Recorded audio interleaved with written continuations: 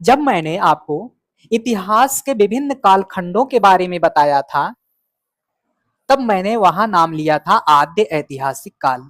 और आद्य ऐतिहासिक काल की परिभाषा में मैंने आपको बताया था कि इतिहास का ऐसा कालखंड, इतिहास का वह कालखंड जिसके अध्ययन में या जिसके इतिहास लेखन में केवल और केवल पुरातात्विक स्रोतों का ही उपयोग होता हो, वहां से लिपि भी मिली हो लेकिन उसे आज तक पढ़ा ना गया हो, ऐसे कालखंड को हम आद्य ऐतिहासिक काल के नाम से जानते हैं। और आद्य ऐतिहासिक कालखंड के अंतर्गत हमने किसे शामिल किया था? तो हमने सिंधु घाटी सभ्यता को शामिल किया था।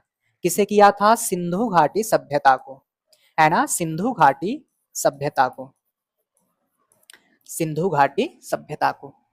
तो सिंधु घाटी सभ्यता किसके अंतर्गत आता है? आद्य ऐतिहासिक काल के अंतर्गत। आद्य ऐतिहासिक कालखंड के अंतर्गत क्या आता है? सिंधु घाटी सभ्यता। आप यूपीएससी वाले में जाओगे पुराने टाइम में, तो यहाँ से क्वेश्चन बना दिया गया है। पीसीएस और आरओ वगैरह में यहाँ से क्वेश्चन पूछ लिया गया है, और वनडे एग्जाम वगैरह में जो है ऐसे क्वेश्चन यहाँ से पूछ लेता है, यहाँ से क्वेश्चन बना देता है। अभी आपने हाल फिलहाल में पेट का पेपर दिया होगा, है ना? पेट का, किसका पेपर भैया? पेट का, पीईटी, पेट का पेपर दिया होगा। तो उसमें जो 4 शिफ्ट हुए थे, चारों शिफ्टों का मिलाओगे तो 2-3 क्वेश्चन केवल इसी नामकरण से ही पूछ लिया था। 2-3 क्वेश्चन केवल इसी नामकरण से ही पूछ लिया था। तो आप समझ सकते हो चर्चाएं कितनी महत्वपूर्ण है। और साथियों, मैंने उसके लिए प्राचीन भारत की केवल एक लेक्चर लेकर आया था, केवल मैंने 4-5 घंटे का एक लेक्चर कराया था, और प्राचीन भारतीय इतिहास से जितने भी क्वेश्चन बने हैं उसके बाहर से कुछ भी नहीं आया है, उसके बाहर से कुछ आया ही नहीं है। अगर ना विश्वास हो तो बहुत सारे लोग जो है क्लिप काट के चलाते हैं, आप जाके सर्च करके देख सकते हैं। एक भी क्वेश्चन आयोग ने बाहर से नहीं पूछा है। तो ये सब कैसे होता है? ये सब इसलिए होता है क्योंकि हम क्या करते हैं, हमेशा प्रीवियस ईयर क्वेश्चनों पर डिपेंड रहते हैं।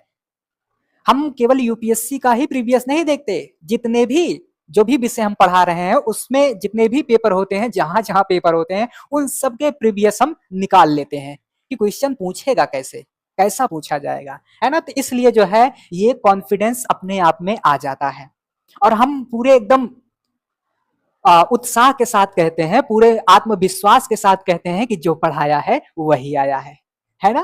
तो इसीलिए कह पाते हैं क्योंकि हमें पता होता है कि क्वेश्चन कैसा पूछा जाएगा, किस तरह का पूछा जाएगा। ये हो गया।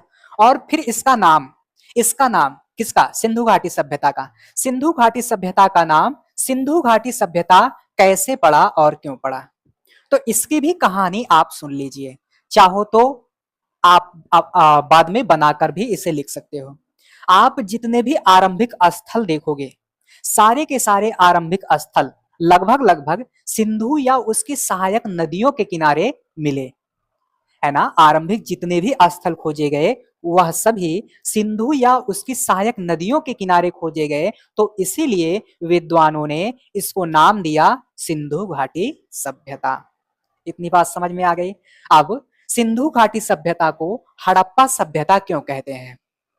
सिंधु घाटी सभ्यता को हड़प्पा सभ्यता क्यों कहते हैं? तो आपको बहुत अच्छी तरह से पता होगा कि सबसे पहला स्थल जो खोजा गया था उसका नाम था हड़प्पा। सबसे पहले स्थल की जो खोज हुई थी उसका नाम था हड़प्पा। तो इसीलिए कुछ विद्वान इसे हड़प्पा सभ्यता नाम देते हैं। और फिर अगला आता है कि इसे कांस्य युगीन सभ्यता क्यों कहते हैं? इसे कांस्य युगीन सभ्यता क्यों कहते हैं? तो आपको पता नहीं होगा, मैं बता दे रहा हूं। यहां आप देखोगे मिश्र धातु ये लोग बनाने लगे हैं, तांबा प्लस टिन को मिलाकर, तांबा प्लस टिन को मिलाकर ये लोग मिश्र धातु बना रहे हैं, कांसा, है ना? यानी कि मिश्रित धातुओं का भी ये लोग निर्माण करने लगे, बनाने लगे। तो इसीलिए इसे कुछ विद्वान कांस्य युगीन सभ्यता नाम देते हैं। स्टोरी समझ में आ गई, अच्छी तरह से पता हो गया होगा। फिर उसके बाद आता है इसे नदी घाटी सभ्यता क्यों कहते हैं? तो आपको अच्छी तरह से पता है ये लोग प्रायः नदियों के किनारे बसते थे, इसीलिए इसे नदी घाटी सभ्यता कहते हैं। अब आपके मन में तुरंत सवाल उठ जाना चाहिए कि आखिर ये लोग नदियों के किनारे क्यों बसते थे? तो नदियों में आप देखोगे कौन सा संसाधन है? जल संसाधन। कौन सा संसाधन है? जल संसाधन। और जल संसाधन के जितने भी लाभ हैं, जल संसाधन की जितनी भी हानियां हैं, वह सभी इनके लिए क्या हो जाती थी? महत्वपूर्ण हो जाती थी। और आप देखोगे सड़कें तो थी, उन्नत किस्म की थी, ठीक ठाक थी, लेकिन सड़कों के रास्ते और जल के रास्ते व्यापार आप समझ सकते हो कौन सा कठिन होगा? रास्ते वाला ज्यादा कठिन होगा, जबकि जल मार्ग से व्यापार करना काफी सहज हो जाता था, काफी सरल हो जाता था, है ना? तो इसलिए भी ये लोग नदियों के किनारे बसते थे और नदियों से मछली वगैरह पकड़ने में भी आसानी हो जाती है। और आपने अगर मोहनजोदाड़ो फिल्म देखा होगा तो उसमें एक ठो गुंडा टाइप का होता है, वो देखो सोना निकालता है ना? तो कई सारे संसाधन नदियों से प्राप्त किए जा सकते हैं, खासकर जो जल संसाधन है वो महत्वपूर्ण होता है। तो इसीलिए ये लोग क्या करते थे? नदियों के किनारे बसते थे। इतनी स्टोरी समझ में आ गई होगी। तो इसीलिए कुछ विद्वान इसे नदी घाटी सभ्यता का नाम देते हैं। और फिर बात आती है कि इसे प्रथम नगरीय सभ्यता क्यों कहते हैं। तो आपको अच्छी तरह से पता होना चाहिए कि यहां सबसे पहले नगरों का कॉन्सेप्ट आता है और एकदम उन्नत किस्म के नगरों का कॉन्सेप्ट आता है। तो इसीलिए विद्वान इसे प्रथम नगरीय सभ्यता का नाम देते हैं। तो ये हो गया इसके नामकरण की कथा, इसके नामकरण की कहानी। आशा करता हूं आप सभी को मजा आया होगा और इसी तरह से एकदम शानदार तरीके से सारी चीजों को हम लोग पढ़ते समझते चलेंगे। अब इस सभ्यता का काल क्या है, इस सभ्यता का समय क्या है? तो मैंने शुरुआत में ही आपको बता दिया था कि 3000 बीसी के समीप, है ना, 3000 बीसी के समीप क्या होता है? इसका आरंभ होता है। और मैंने आप सभी को बहुत पहले ही बता दिया है। और मेरे जितने भी विद्यार्थी हैं, मेरे जितने भी अभ्यर्थी हैं, वो तिथियों को लेकर, डेट को लेकर किसी तरह का कोई कंफ्यूजन नहीं पालते, क्योंकि यह तिथियां अलग अलग किताबों में अलग अलग टीचरों द्वारा अलग अलग बताई जा सकती है।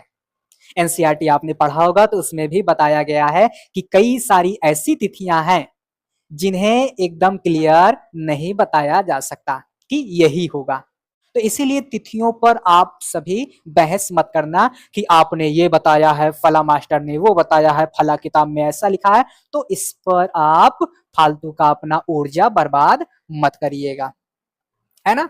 और जैसे 2500 बीसी आता है, यह सभ्यता अपने परिपक्व अवस्था में पहुंचती है और 2000 बीसी के आसपास इसका पतन होना आरंभ हो जाता है। और पतन के अलग अलग विद्वान अलग अलग कारण बताते हैं। कुछ विद्वान तो कहते हैं कि आर्यों का हमला हुआ इसलिए इस सभ्यता का पतन हो गया, जो कि आज के दौर में सबसे सर्वाधिक कम मान्य मत है, कम मान्य मत है। इस बात पर भी गौर करिएगा। तो पतन का जब टाइम आएगा तो वहां काफी अच्छी तरीके से हम सारी चीजों को समझेंगे, सारी चीजों को जानेंगे। ये हो गया नामकरण और उद्भव विकास काल।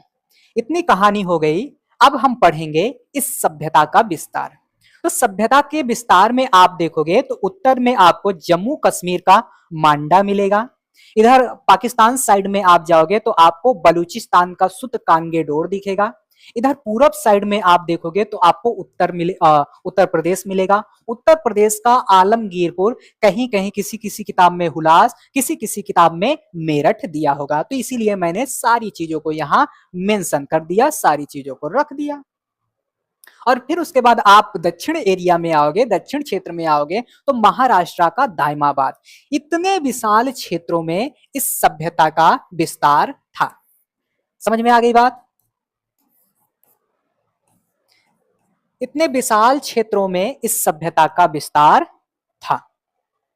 और आप देखोगे मैंने एक पॉइंट आपको बताया था, समरूपता के बिंदु। समरूपता के बिंदु जैसे एक समान ईंटें, ईंटें, मुहर, मृदभांड, ईंटें, मुहर, मृदभांड, नगर नियोजन, नगर नियोजन के अंतर्गत सड़कें, है ना, समरूपता के बिंदु पाए जा रहे हैं। अब जैसे मान लीजिए, अभी ही देख लीजिए, अभी वर्तमान का उदाहरण लीजिए, तो वर्तमान में देखिए जम्मू कश्मीर वाला अलग जीवन शैली जी रहा है, महाराष्ट्र वाला अलग जीवन शैली जी रहा है, उत्तर प्रदेश वाला अलग जी रहा है ना। और इधर देखो बलूचिस्तान वगैरह, पाकिस्तान वगैरह अलग तरह का जिंदगी जी रहा है ना। वहां खान पान, वहां की वेशभूषा आप देखिए, वहां की सड़कों को देखिए, वहां के तमाम चीजों को देखिए, उसमें भिन्नता देखने को मिलेगी। लेकिन इनके यहाँ, इनके टाइम पर इतने विशाल क्षेत्रों में इसका विस्तार था, लेकिन इनमें समानता पाई जा रही है। ईंटों में, मुहरों में, मृदभांडों में, नगर नियोजनों में, सारी चीजों में समरूपता पाई जा रही है, समानता पाई जा रही है। अब इस समानता के प्रत्येक इतिहासकार, प्रत्येक विद्वान अलग अलग मत देते हैं। कुछ लोग कहते हैं कि यहाँ इक्के ठो शासक रहा होगा, इसीलिए जो है समानता देखने को मिलती है। और तमाम विद्वान तमाम प्रकार की बातें करते हैं। तो समरूपता का बिंदु जो है अगला टॉपिक होने वाला है, वहां हम लोग देख लेंगे। तो क्या मेरी इतनी कहानी आपको समझ में आई? इतनी कहानी समझ में आई? अगर आपसे कोई पूछे विस्तार, तो आप बताओगे जम्मू कश्मीर का मांडा है, इसका अगर उत्तरी, ये उत्तर हो जाएगा भैया, ये लिख लो दक्षिण हो जाएगा, ये आपका पश्चिम साइड हो जाएगा, और ये पूरब साइड हो जाएगा। तो पूरब में इसका विस्तार कहां तक है? तो जम्मू कश्मीर के मांडा तक है। अगर आपसे पश्चिम में पूछा जाए तो बलूचिस्तान का सुत कांगेडोर है। और अगर आप दक्षिण में पूछा जाए तो महाराष्ट्र का दायमाबाद। और अगर पूरब में पूछा जाए तो आलमगीरपुर, हुलास, मेरठ, है ना। अलग अलग किताबों में अलग अलग लिखा हुआ दिख जाएगा, तो इसीलिए मैंने तीनों को इकट्ठा करके दे दिया, ताकि आपको कोई भी किसी भी प्रकार की दिक्कत ना हो, है ना। हाँ, तो ये आप देख सकते हो, उत्तर, पश्चिम, दक्षिण, पूरब तक इसका विस्तार कहाँ कैसा। अब इतनी जब कहानी हम लोग जान लेते हैं, तो हमें कई सारे स्थलों के बारे में पता चल गया। और भी कुछ स्थल हैं जिनके बारे में हमें जान लेना चाहिए। तो यहाँ हम सभी स्थलों को एक जगह इकट्ठा करके पढ़ ले रहे हैं, और जो एक दो स्थल छूट जाएगा उसको हम आगे की चर्चाओं के दौरान पढ़ लेंगे। उसके बाद भी अगर कुछ छूट जाता है, तो मैंने आपसे पहले ही कह रखा है कि मैं आपके लिए PYQ सेशन लेकर आऊंगा, मैं आपके लिए मेंस आंसर राइटिंग सेशन लेकर आऊंगा। उसके दौरान इन सब चीजों को कंप्लीट कर लिया जाएगा, जो कुछ छूटा रहेगा, है ना। तो आइए देखते हैं प्रमुख क्षेत्र और स्थल को। इसमें आप देखोगे जम्मू कश्मीर का मांडा है ना। जम्मू कश्मीर का मांडा। पश्चिमी पंजाब का स्थल आप देखोगे तो आपका हो जाएगा हड़प्पा। क्या हो जाएगा? पश्चिमी पंजाब में आपको दिखेगा हड़प्पा। क्या दिखेगा बच्चा? हड़प्पा। हड़प्पा के बाद फिर आप पूर्वी पंजाब में देखोगे तो आपको एक स्थल मिलेगा रोपड़। रोपड़ से मालिक के साथ कुत्ते को दफनाने के साक्ष्य मिले हैं। ये कौन सा स्थल है? ये हड़प्पा स्थल है। और आपने नवपाषाण काल के अंतर्गत बुर्ज होम को पढ़ा था, और बुर्ज होम से भी क्या मिले हैं? क्या मिले हैं? जल्दी जल्दी से बताओ, जल्दी जल्दी से कमेंट में बताना है, मैं अब कुछ नहीं बोलूंगा, है ना। ये आप देख सकते हो रोपड़। ये बात आपको अच्छी तरह से पता होनी चाहिए कि कहां कहां से मालिक के साथ कुत्ते को दफनाने के साक्ष्य मिले हैं। और मैंने नवपाषाणिक स्थलों में मेहरगढ़ पढ़ाया था, और मेहरगढ़ से मालिक के साथ किसको दफनाने के साक्ष्य मिले हैं? जल्दी जल्दी से बताइएगा। फिर राजस्थान का एक स्थल आता है कालीबंगा। कालीबंगा का अर्थ होता है काली काली चूड़ियां, है ना, काली काली चूड़ियां। फिर सिंध है। सिंध का क्षेत्र आपको मिलेगा मोहनजोदाड़ो और चन्नूदड़ो। गुजरात का स्थल है लोथल, सुरकोटदा, धौलावीरा, जिसमें से लोथल और धौलावीरा बहुत ही महत्वपूर्ण है, बहुत बहुत बहुत ही महत्वपूर्ण है। आगे फिर हरियाणा। हरियाणा का आप देखोगे राखीगढ़ी और बनावली। अभी इन स्थलों से क्या क्या प्राप्त हुए हैं आगे मैं बताऊंगा, मैंने पहले ही आपको बता दिया। और फिर पश्चिम में आप देखोगे, पश्चिमी क्षेत्र में देखोगे इधर, तो आपको उत्तर प्रदेश दिखेगा, बलूचिस्तान का सुत कांगेडोर, महाराष्ट्र का दायमाबाद। तो ये आप देख सकते हो। और दायमाबाद कहीं कहीं किसी किसी किताब में आपको इस तरह लिखा होगा, दायमा, हाँ, किसी किसी किताब में आपको इस तरह लिखा होगा दायमाबाद। तो आप इसके लिए भी क्या करोगे? शांत रहोगे, क्योंकि इतिहास है ये, और नाम, तिथियां बहुत जगह पर आपको डाउटफुल देखने को मिलेंगी। तो इसके लिए आप कभी भी किसी भी शिक्षक से सवाल मत करना। हाँ, अगर जो तिथि एकदम से क्लियर है, अगर उसमें कोई शिक्षक गलती कर रहा है तो आप उसे जरूर बताइएगा। लेकिन ऐसी तिथियां जो केवल अनुमानित हैं, जो अप्रामाणिक हैं, जो केवल अनुमानता बताया जाता है, ऐसी तिथियों में, ऐसे शब्दों में आप कभी भी किसी भी शिक्षक को कुछ मत कहना। भारत के सारे शिक्षक बहुत अच्छे हैं, बहुत शानदार हैं, है ना। ये हो गया। आप देखोगे इस सभ्यता का विस्तार, इधर उत्तर में आपको जम्मू कश्मीर दिखेगा, इधर आपको पश्चिम में बलूचिस्तान दिखेगा, इधर दक्षिण में आपको महाराष्ट्र दिखेगा, और इधर पूरब में आपको उत्तर प्रदेश का आलमगीरपुर और हुलास दिखेगा। इतने विशाल क्षेत्रों में, इतने बृहद क्षेत्रों में इस सभ्यता का विस्तार था, और उस विस्तार के बावजूद भी इस सभ्यता में समरूपता के बिंदु पाए जा रहे हैं, समानता के बिंदु पाए जा रहे हैं। वह बिंदु कौन कौन से हैं? तो आप देखोगे ये सारे बिंदु लगे हुए हैं। क्या इतनी मेरी बात आपको समझ में आ गई? कल भी मैंने समझाया था। आइए इसी को पढ़कर जान लेते हैं। वही जो मैंने अभी तक बताया, जो मैंने कल की चर्चा में समझाया, वही सारी बातें यहाँ पर लिखी गई हैं कि सिंधु घाटी सभ्यता का विस्तार बृहद क्षेत्र में होने के बावजूद इनके बीच समरूपता, समरूपता यानी कि समानता, समरूपता यानी कि समानता, समानता के अनेक बिंदु पाए जाते हैं जो निम्नलिखित हैं। समानता के, समरूपता के वह कौन कौन से बिंदु हैं, आइए एक एक करके देखते हैं। देखो, नगर नियोजन की एक समान पद्धति, इतने विशाल क्षेत्रों में इसका प्रसार है, लेकिन आप देखोगे हर एक जगह नगर नियोजन एक समान है, एक समान पद्धति का है। आज देख लो तो किसी का घर अलग पैटर्न में बनेगा, किसी का घर कुछ अलग तरीके से बना होगा, लेकिन आप देखो उस टाइम पर इतने विशाल क्षेत्र में इसका प्रसार था, तो समानता है ना।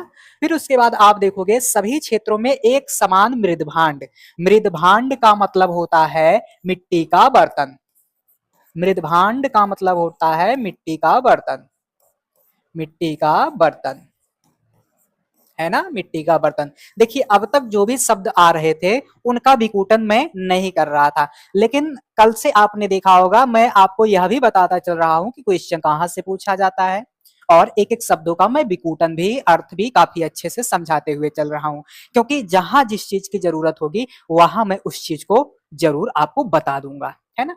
तो एक समान मृदभांड, चाहे वो दायमाबाद हो, चाहे सुतकांगेडोर हो, चाहे आपका बलूचिस्तान हो, चाहे आपका आलमगीरपुर हुलास हो, हर जगह पर आप देखोगे मिट्टी के बर्तन एक समान रूप से बनाए जा रहे हैं। आज आप देखोगे उत्तर प्रदेश में जो मिट्टी के बर्तन बनाए जा रहे हैं वो अलग टाइप के बनेंगे, इधर आप ऊपरी साइड में जाओगे कश्मीर वगैरह में तो वहां मिट्टी के बर्तन अलग टाइप के बनते हुए दिखेंगे, है ना। तो भिन्नता देखने को मिलेगी, लेकिन उस टाइम पर आप देखो एक समान मृदभांड बनाया जा रहा है। और जो माप तौल, माप तौल यानी कि जैसे आप देखते होंगे, है ना, तराजू वगैरह आप सभी को पता होगा, जिस पर आप चीनी खरीदने जाते हैं तो तौला जाता है, तो ये माप तौल की समान इकाई, जो माप तौल की विधि थी वह भी सभी जगहों पर कैसी थी, एक समान थी। और जो इनकी लिपि थी सभी जगहों पर एक समान प्रकार की लिपि आपको देखने को मिलेगी। समान पद्धति के ईंटों का प्रयोग, एक जैसा ईंटा, एक जैसा ईंटा सभी जगहों से, जितनी दूर तक इसका विस्तार है सभी जगहों से एक ही प्रकार का, समान प्रकार का ईंटा भी प्रयोग में आ रहा है। एक समान मुहर, जितने भी मुहरें हैं सभी एक समान, एक प्रकार की मिल रही हैं। एक ही प्रकार के मनके, मनके यानी कि माला, है ना, मनका यानी कि माला। अभी जब आगे इसका जिक्र आएगा, अभी और इन सब चीजों को एकदम विस्तार से पढ़ना है। नगर नियोजन को अभी बहुत विस्तार से पढ़ना है, मृदभांड को विस्तार से पढ़ना है, माप तौल की इकाई में हमें बहुत कुछ पढ़ना है, इनके लिपि के बारे में पढ़ना है, इनके लिपि से और किस किस चीज का पता चलता है ये भी हमें जानना है, इनके ईंटों के बारे में जानना है, इनके मुहरों से, इनकी मुहरों से क्या क्या पता चलता है ना, ये सारी कुछ बातें हमें जानना है। मनका, मनकों में ये सब, ये लोग किस किस चीज का उपयोग करते थे, सारी बातों को अभी हम विस्तार से पढ़ेंगे। और आपने सुना होगा ना, ये तो अभी ट्रेलर है, पिक्चर अभी बाकी है। तो वही समझो ये ट्रेलर है ना। अभी मैं आपको विषय में प्रवेश करा रहा हूं, तो आपको बहुत अच्छी तरह से पता चल गया होगा कि समरूपता के बिंदु क्या है। अगर आपसे मान लीजिए लिखित पूछ लिया जाए कि सिंधु घाटी सभ्यता में समरूपता के बिंदु पाए जाते हैं, बताइए, तो आप क्या करोगे, इन्हीं सब बातों को लिखोगे। और मैं अभी आगे चलकर लिपि के बारे में बता दूंगा, मापतौल के बारे में, मृदभांड और नगर नियोजन और मन के, तो आपके पास और कंटेंट यहाँ पर इकट्ठा हो जाएगा। यानी कि आप इसके अंदर भी कई सारी बातों को मेंशन कर सकते हो, लिख सकते हो, है ना। तो अगर आपसे लिखित परीक्षा के लिए, मेंस वगैरह के लिए क्वेश्चन पूछ लिया जाए तो आप आसानी से कर ले जाओगे ना, हाँ कर ले जाओगे, है ना। जैसे मान लीजिए लिखित वगैरह के लिए पूछ लिया जाए तो आप कर ले जाओगे। अरे भैया, स्थापत्य और पुरातात्विक स्रोत जो है लगा हुआ है ना आर्ट एंड कल्चर के अंतर्गत, तो ये सारी कुछ बातें पूछी जा सकती हैं। स्थापत्य, स्रोत, है ना, और कला, ये सारी चीजें आपको पता है ना, तो इससे जोड़कर जो है कहीं से भी क्वेश्चन बना सकता है। अब देखो, अब इनके हम लोग आर्थिक जीवन के बारे में जान लेते हैं। किनके आर्थिक जीवन के बारे में, सिंधुवासी। सिंधुवासी जो थे इनका आर्थिक जीवन कैसा था, अर्थव्यवस्था के क्षेत्र में ये लोग क्या कर रहे थे, आइए जानते हैं। तो सबसे पहले हम बात करेंगे कृषि की। तो आप देखोगे सिंधु घाटी सभ्यता की जो अर्थव्यवस्था है वह कृषि, उद्योग और पशुपालन पर आधारित थी। और आप अपना पेपर उठा के देख लो प्रीवियस वाला, यहां से क्वेश्चन पूछ लिया गया है। मैं एक बार चेक कर लेता हूं और कहां से क्वेश्चन पूछना है। अच्छा, समरूपता के बिंदु से ही। तो यहाँ आप प्रीवियस पेपर उठा के देख लो, आपकी परीक्षा में क्वेश्चन यहां से पूछ लिया गया है। पुरातत्वविदों को मिट्टी के बर्तन, बुनाई के उपकरण और धातुएं मिली हैं जो हमें बताती हैं कि अन्य शहरों के बीच भी इन चीजों का व्यापार होता था। यहाँ से जो मिट्टी के बर्तन मिले हैं, चाहे बुनाई के उपकरण मिले हैं, चाहे धातुएं मिली हैं, वह यह बताती हैं कि अन्य शहरों के बीच भी इनका चीजों का व्यापार होता था, इनके चीजों का व्यापार होता था, है ना, इन सामग्रियों का व्यापार होता था। राइट, आगे बढ़ते हैं। आगे आगे हम लोग बात करेंगे उद्योग के बारे में। तो उद्योग में हम लोग वस्त्र को देखेंगे, मिट्टी को देखेंगे। वस्त्र में अगर आप देखोगे तो जो सिंधु घाटी सभ्यता में कपास का विकास है ना, सिंधु घाटी सभ्यता में कपास का विकास देखने को मिलता है। और आप अपनी परीक्षा का प्रीवियस पेपर उठा के देख लो, आपको स्टेटमेंट जो होता है ना, जैसे 4 विकल्प दे देता है, तो चारों विकल्पों में से आपको एक विकल्प यह भी दिख जाएगा, आपके प्रीवियस ईयर पेपर में पूछा गया है। तो ये आप समझ सकते हो, सिंधु सभ्यता में कपास का विकास देखने को मिलता है। और जब वहां क्वेश्चन पूछा गया था तो वहां था आपका ये विकल्प कि सिंधु सभ्यता के लोग कपास से परिचित नहीं थे, आपका वहां ये वाला विकल्प था। तो आपके विकल्प में ये रख दिया गया है, तो आप समझ सकते हो कितना महत्वपूर्ण है। ये भी आपका पूछा गया है। कपड़े पर तिपतिया छाप मोहनजोदाड़ो से प्राप्त पुरोहित की मूर्ति से मिलता है, यह भी आपका बहुत ही महत्वपूर्ण फैक्ट है। यह भी आपका बहुत बहुत बहुत महत्वपूर्ण फैक्ट है ना, बहुत ही महत्वपूर्ण फैक्ट है। आरओ यारो और पीसीएस वगैरह की परीक्षा में ऐसे फैक्ट पूछे जाते हैं। यह फैक्ट बहुत ही महत्वपूर्ण है, इसे आप नोट कर लेना या हाईलाइट कर लेना। और कुछ विद्वान कहते हैं कि यह जो पुरोहित की मूर्ति है यह किस मूल की थी, तो यह मंगोलियाई मूल की थी। किस मूल की थी, तो यह थी मंगोलियाई मूल की, है ना। चाहो तो आप लिख सकते हो मंगोलियाई मूल की। और फिर उसके बाद इतनी चर्चा हो गई, ये आपके फैक्ट क्या है, महत्वपूर्ण है। मैं साथ साथ बताते चल रहा हूं कहां पर पूछा गया है और कौन सा पूछना है, तो ये हाईलाइट कर लीजिएगा। मिट्टी, मिट्टी से ये लोग क्या बनाते थे, ईंटा बनाते थे, मृदभांड यानी कि मिट्टी के बर्तन बनाते थे, और मूर्तियां बनाते थे, और खिलौना बनाते थे। आप बनावली से देखे होंगे ना, खिलौना वगैरह मिला है। आदि का विकास देखने को मिलता है, यानी कि मिट्टी से क्या बनाते थे, ईंटा बना लिए, मिट्टी का बर्तन बना लिए, मूर्ति बना लिए और खिलौना बना लिया। अब देखो, मूर्तियों में मानव और पशु दोनों की मूर्तियां पाई गई हैं। जो ये लोग मूर्ति बना रहे थे उसमें मानव की भी मूर्तियां पाई गई हैं और पशुओं की मूर्तियां पाई गई हैं। लेकिन आप देखोगे महिला मूर्तियां अत्यधिक संख्या में पाई गई हैं, और इसी आधार पर कुछ विद्वान कहते हैं कि यह मातृ पूजक समाज या मातृ सत्तात्मक समाज रहा होगा। है ना। देखो इसीलिए तो इतिहासकारों द्वारा सिंधु समाज का मातृपूजक होना बताया गया है, मातृसत्तात्मक समाज बताया गया है। और यह वाला फैक्ट भी आप नोट कर लो, यहां से आपकी परीक्षा में, आप अगर आरओ के अभ्यर्थी हैं, आप अगर पीसीएस वाले हैं, तो आपकी परीक्षा में यहां से क्वेश्चन धर दिया गया है। बहुत ही महत्वपूर्ण फैक्ट है, तुरंत का तुरंत इसे नोट कर लीजिए, तुरंत का तुरंत ऐसे हाईलाइट कर लीजिए। समझ में आ गई बात। अब आपको पता चल रहा होगा कि हम जो कुछ भी पढ़ रहे हैं वह कितना महत्वपूर्ण है, पता चल रहा होगा। हाँ, और अभी अंत तक आप सभी टिके रहिएगा, अभी हड़प्पा से संबंधित एक नया शोध आया हुआ है और उस शोध को सुनकर आपके होश उड़ जाएंगे। अगर उस शोध को हरी झंडी मिल गई तो आपकी कॉपी में बहुत सारे बदलाव भी देखने को मिलेंगे, यहां तक कि जो हड़प्पा का कई सारा फैक्ट है वह भी इधर उधर हो जाएगा। अभी मैं लास्ट में बताऊंगा, टिके रहना। अब देखो पत्थरों का उपयोग ये लोग मनका बनाने के लिए, मुहर बनाने के लिए और मूर्तियों को बनाने के लिए करते थे। किसका उपयोग? पत्थर का।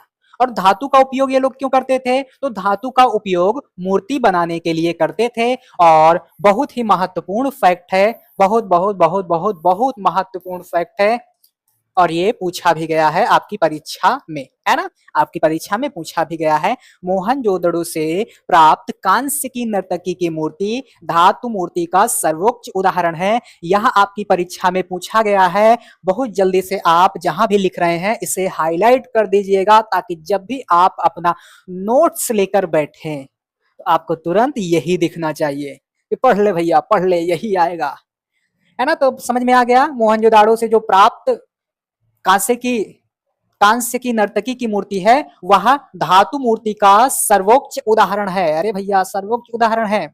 और जब मैं आपको आर्ट एंड कल्चर पढ़ाऊंगा और उसमें मूर्ति कला के बारे में बताऊंगा तो इसे और भी शानदार तरीके से मैं बताऊंगा। अगर चर्चा आगे लगी होगी तो इसके बारे में और भी थोड़ा विस्तार से बता दूंगा। लेकिन अभी हम क्या कर रहे हैं, अभी हम केवल पीटी के हिसाब से इसे देख रहे हैं, प्रारंभिक परीक्षा के हिसाब से इसे देख रहे हैं। और आपको अच्छी तरह से पता है कि यूपीएससी में ये केवल और केवल प्रारंभिक परीक्षा में ही रहता है। लेकिन जहां मेंस का मुद्दा रहेगा वहां मैं इसको और अच्छी तरह से डिस्कस करने का प्रयास करूंगा। अब ये लोग व्यापार कहां से, कैसे, किस माध्यम से करते थे, इसके बारे में हमें थोड़ा बहुत जान लेना चाहिए।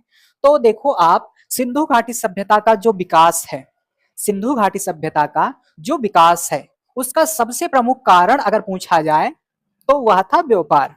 क्या था? व्यापार। इस सभ्यता में आजीविका का प्रधान स्रोत क्या था? व्यापार था भैया। आजीविका का प्रधान स्रोत क्या था? व्यापार। क्योंकि अगर आप देखोगे व्यापार संतुलन हड़प्पाई सभ्यता की ओर झुका हुआ प्रतीत होता है, क्योंकि निर्यात कैसा था भैया? सबसे ज्यादा था और आयात कम था। इसकी आजीविका का स्रोत व्यापार था, प्रधान स्रोत क्या था? व्यापार था। क्योंकि आप देखोगे निर्यात अधिक है जबकि आयात कम है, निर्यात अधिक है जबकि आयात कम है। और एनसीईआरटी जब मैंने आपको पढ़ाया था सारी चीजों को एकदम खोल खोल के पढ़ाया था, सारी चीजों को एकदम अंदर घुस घुस के पढ़ाया था, है ना। फैक्ट के जो एक तह है, हर तह को, हर परत को खोल खोल के हमने पढ़ा दिया था आपको, तो ये आप समझ सकते हो। अगला देखो, सिंधु सभ्यता में क्षेत्रीय विस्तार तो होता ही था भैया, लेकिन वैश्विक व्यापार के भी प्रमाण, वैश्विक व्यापार के भी साक्ष्य हमें देखने को मिले हैं। क्या मेरी इतनी बात आप सभी को समझ में आई? आ गई? आगे बढ़ा जाए, है ना। तो ये फैक्ट आपके लिए महत्वपूर्ण है, आप देख सकते हो। और क्वेश्चन किसी भी रूप में, किसी भी तरह से घुमा फिरा के पूछा जा सकता है, इसीलिए आप हमेशा सतर्क रहें। जो भी अगर आप एक शब्द पढ़ रहे हैं तो उस शब्द से कौन सा, किस तरह का क्वेश्चन पूछा जाएगा, सारी की सारी बातों को आप ध्यान दिए रहना, है ना। हर हर हर जितना भी लाइन आप पढ़ रहे हो, एक शब्द भी पढ़ रहे हो, एक अक्षर भी पढ़ रहे हो, तब भी आप हर एंगल से उसे देखने का प्रयास करना कि ये कहां काम आएगा, कैसे काम आएगा, किस तरह से काम आएगा। और यही सब अगर आप करना सीख गए तो आप अपने आप ही सफल हो जाओगे। आपको मान लीजिए सफलता इस क्षेत्र में नहीं मिली जिसकी आप तैयारी कर रहे हैं, तब भी आप अपने जीवन में सफल रहोगे, चाहे जिस भी क्षेत्र में रहोगे आप तबाही मचाओगे। अब हम बात कर लेते हैं कि जो सिंधु घाटी सभ्यता के लोग हैं वो कहां से क्या चीज मंगवाते थे। कहां से क्या चीज मंगवाते थे? तो आप देखोगे भैया, जो चांदी है, चांदी कहां से मंगवा रहे हैं? ईरान से मंगवा रहे हैं, है ना। और सोना कहां से है? तो सोना कोलार यानी कि कर्नाटक क्षेत्र से ये लोग निकालते थे या लाते थे। टिन ये लोग चिरान बिहार से मंगाते थे। ताम्र जो है गणेश्वर, गणेश्वर कहाँ है? राजस्थान। लाजवर्द पत्थर ये अफगानिस्तान से ये लोग मंगाते थे। तो प्रायः क्या किया जाता है, ऐसे क्वेश्चन बना दिया जाता है और कह दिया जाता है इन्हें क्रम से जमाइए, इन्हें क्रम से जमाइए, इन्हें कूट के माध्यम से जमाइए। और इसे 4 ठो स्थल दे देगा और 4 ठो का दे देगा, ये धातु दे देगा। कहां से क्या चीज मंगाते थे? क्रम से जमाओ। चांदी वाला इधर कर दिया है ना, सोना वाला इधर कर दिया और स्थल इधर उधर इसी में मिला दिया, है ना। आलू को बिना फोड़े चोखा में मिला दिया, आप कहेगा भैया सारे चीजों को अलग अलग कर। तो इस तरह से भी क्वेश्चन पूछे जाते हैं। यहां तक कि आप अपना प्रीवियस पेपर उठा के देखो, आपको मिल जाएगा, आपको मिल जाएगा, आसानी से मिल जाएगा। तो ये आप समझ सकते हो क्या कैसे है। आगे बढ़ेंगे। अब बात यह आती है कि जो सिंधु घाटी सभ्यता का व्यापार था, ये व्यापार इतना उन्नति कैसे कर पाया? सिंधु घाटी सभ्यता का जो व्यापार है वह इतना उन्नति कैसे कर पाया, इसके बारे में हम लोग थोड़ी सी जानकारी ले लेते हैं। तो आइए देखते हैं भैया। तो आप देखोगे कच्चे माल की यहाँ पर पर्याप्तता थी, उपलब्धता थी, इसीलिए क्या है, इनका व्यापार उन्नत हुआ, है ना। और आप देखोगे उद्योग हो गया, यातायात हो गया, इसकी क्या है, उन्नत व्यवस्था है, उन्नत किस्म की है सब चीजें। चाहे सड़कें हो गई, चाहे उद्योग हो गया, सब उन्नत किस्म की हैं। लेकिन अभी भी आप देखोगे सड़कें जो है वो कच्ची हैं। सड़कें कैसी हैं? कच्ची हैं, ये भी आपको पता होना चाहिए। नहीं तो आपसे अगर घुमा फिरा के पूछ लिया जाए कि सिंधु घाटी सभ्यता की सड़कें क्या पक्की थी, सिंधु घाटी सभ्यता में पक्की सड़कें बनाई जाती थी, ऐसे दे दिया जाएगा, तब तो आप कहोगे हाँ नगरीय सभ्यता थी, पक्का रोड रहा होगा, तुरंत जो है गिर जाओगे, तुरंत जो है गए गए, काम खत्म। तो इसीलिए यहाँ पर हर एक बिंदु को जो है जानते चलना है कि सड़कें अब भी कैसी हैं, कच्ची हैं। भले ही उद्योग यातायात उन्नत किस्म की है, लेकिन सड़कें अभी भी क्या है भैया, कच्ची हैं, कच्ची हैं। और आप देखोगे इक्का गाड़ी, इक्का गाड़ी, इक्का गाड़ी जैसे आप देखते होंगे ना, बैल वगैरह आगे लगा होता है, और किसी किसी में जो है गधा बांध देते हैं, किसी किसी में जो है खच्चर वगैरह बांध देते हैं, तो इसी को नाम दे देते हैं इक्का गाड़ी। इक्का गाड़ी का विकास हो चुका था। पहिया में स्पॉक नहीं लगा था। स्पॉक क्या होता है भैया, ध्यान देना, पहिया में स्पॉक जो है नहीं लगा था। स्पॉक का मतलब होता है, जैसे मान लीजिए ये आपका पहिया हो गया, है ना, तो पहिया जो है ऐसे सीधा सीधा गोल गोल होता था और वो पूरा का पूरा भरा होता था। आज जो है स्पॉक लगा होता है पहिया में, तो देखो इस तरह होता है पहिया। अगर स्पॉक लगा रहेगा तो पहिया जो है इस तरह से रहेगा, और विदाउट स्पॉक पहिया ऐसा रहेगा। तो ये सारा कुछ नहीं लगा होता था, आपको पता होना चाहिए, इसी को कहते हैं स्पॉक। आप सुनोगे तो हैरान हो जाओगे, इसलिए मैंने यहां बता दिया, है ना। जैसे पहले क्या होता था, पूरी की पूरी लकड़ी लिए और उसी में थोड़ा सा छेदा कर दिए और उसी बात बन गया पहिया। वो क्या होता था, वो बहुत भारी होता था, और भारी होता था वो, जैसे झटका वगैरह पड़ेगा तो पूरी की पूरी बैलगाड़ी हिला देगा। और जब स्पॉक वाला आ गया तो जो भार वगैरह है, जो हचका वाला सिस्टम है ना, लगता है ऐसे, तो ये वाला काफी हद तक ठीक हो गया इसके आने से, स्पॉक के। तो स्पॉक नहीं लगा होता था, ये भी आपको पता होना चाहिए। और कल मैंने आपको बताया था दायमाबाद, दायमाबाद से कांसे की गाड़ी का प्रमाण मिलता है, साक्ष्य मिलता है। अगर आपसे पूछा जाए कांसे की गाड़ी का साक्ष्य कहां से मिलता है, तो आप जो है तुरंत आंख बंद करना और दायमाबाद पर लगा देना कि हम पढ़ के आए हैं, हम क्लास देख के आए हैं, नीरज सर की क्लास लेके आए हैं, और सारा कुछ बता देते हैं, घोर के पिला देते हैं सारी चीज को। आगे देखो, ज्यादातर यातायात जल के माध्यम से होता था। अगर कल की कहानी को आपने अच्छी तरह से सुना होगा तो मैंने इसके बारे में जिक्र किया था, और इसी के रास्ते मैंने बताया था कि यही कारण है जिसकी वजह से इसे नदी घाटी सभ्यता का नाम दिया जाता है। याद आया होगा कुछ? हाँ, याद आ गया होगा। यही कारण है कि अधिकांश हड़प्पाई नगर नदियों के किनारे बसे थे और इसीलिए इसे नदी घाटी सभ्यता का नाम देते थे, है ना। यातायात, यातायात यानी कि, यातायात यानी कि परिवहन, नाव लिए और रास्ता जो है पानी वाले रास्ते से निकल गए व्यापार करने। यही होता है, ज्यादातर यातायात जल के माध्यम से होता था। यही कारण है कि अधिकांश हड़प्पाई नगर नदियों के किनारे बसे थे और यही कारण है कि कुछ विद्वान इसे नदी घाटी सभ्यता का नाम देते हैं। क्या मेरी इतनी बात आप सभी को समझ में आ गई? जी हाँ साथियों, और आगे बढ़ते हैं। आगे आप देखोगे पाल वाले नौका का विकास हो चुका था, जिससे अधिक दूर तक व्यापार आदि संभव हुआ। जब से पाल वाला नौका आया, है ना, जब से पाल वाला नौका आया तब से व्यापार वगैरह अच्छी तरह से, काफी सुगमता से अधिक दूरी को तय करने में आसानी हो गई। समझ में आ गई बात? आगे बढ़ो। सिंधु सभ्यता के लोग माप तौल में 16 के गुणज का उपयोग करते थे। अब ये 16 का गुणज क्या है ये मैं आपको बाद में बताऊंगा, जब मैं आपको हाँ इसका बारी जो है बाद में आएगा, मैं वहां पर बता दूंगा, अभी इसका बारी नहीं आया है। संपूर्ण सभ्यता में एक ही माप पद्धति का प्रचलन था। ये मैंने आपको समरूपता के बिंदु के अंतर्गत क्या किया था, पढ़ा दिया था, है ना। समरूपता के बिंदु के अंतर्गत इस बात को मैंने बता दिया था। और अगली बात मैंने आपसे कहा था कि जो नया शोध आया हुआ है उसके बारे में बताऊंगा। तो जो नया शोध आया है भैया, इस शोध में हरियाणा का एक पुरा स्थल है भिराना। भिराना की जब खुदाई हुई तो उसमें जो मिट्टी के बर्तन प्राप्त हुए और जो पशुओं के अवशेष प्राप्त हुए, उनकी क्या निकाली गई, कार्बन डेटिंग निकाली गई। और कार्बन डेटिंग जब निकाली गई तो बहुत ही चौंका देने वाली बात सामने आई। वह बात यह थी कि यहाँ मानव बस्तियों का जो अस्तित्व है वह लगभग 8,000 से 9,000 वर्ष पहले से रहा है। यानी कि अगर इस तथ्य को, अगर इस प्रमाण को हरी झंडी मिल गई तो इस सभ्यता से संबंधित कई सारी बातें बदल भी सकती हैं। तो मैंने आपको इसे इसलिए बताया ताकि आप तैयार रहें, नहीं तो आप कहोगे कि चलो पढ़ लेते हैं, नोट्स बना लिया, अगले साल भी काम आ जाएगा। अरे भैया अगर ये वाला फैक्ट जो है सही हो गया तो बहुत सारी किताबों में अपडेशन करना पड़ेगा, नोट्स वगैरह में बहुत सारा कुछ अपडेशन करना होगा। इससे क्या होगा कि जब अभी हम क्या कहते हैं कि जो सिंधु सभ्यता है वो मिस्र और मेसोपोटामिया के समकालीन थी, तो ये उनसे भी कई गुना आगे निकल जाएगी। ये सभ्यता अपनी वाली जो हड़प्पा वाली है ये उससे भी कई गुना आगे निकल जाएगी।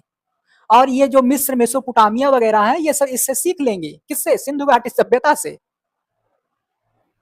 और मैंने कल आपको इसका काल बताया था 3000, 2500 और 2000, है ना। उद्भव, चरमोत्कर्ष और पतन, ये सारी की सारी तिथियों में भी बदलाव आपको देखने को मिलेगा। तो इसलिए मैंने आपसे यह शोध डिस्कस किया, इसे लाने का, इसे बताने का केवल यही उद्देश्य था। सिंधु घाटी सभ्यता का समाज, आप इसके समाज को देखोगे तो वह मूलतः 4 मूल जातियों में विभाजित था। और वह मूल जातियां कौन कौन सी थी? तो पहला था प्रोटो ऑस्ट्रेलियाइट, दूसरा था अल्पाइन, तीसरा था मंगोलियाई और चौथा था भूमध्य सागरीय। अगर आपसे कोई पूछे कि सिंधु घाटी सभ्यता का जो समाज है वह कितनी मूल जातियों में विभाजित था, तो आपका उत्तर यही आना चाहिए। यह बहुत ही महत्वपूर्ण फैक्ट है, इससे आप अगर लिख रहे हो तो हाईलाइट कर लीजिए। अब यहां से क्वेश्चन कैसा और किस प्रकार का पूछा जाएगा, तो आपसे क्वेश्चन पूछा जाएगा कि मोहनजोदड़ो की जो कांस्य की नर्तकी मिली हुई है उसका मूल क्या था, वो किस मूल की थी। ये आपके सामने 4 मूल दिए गए हैं।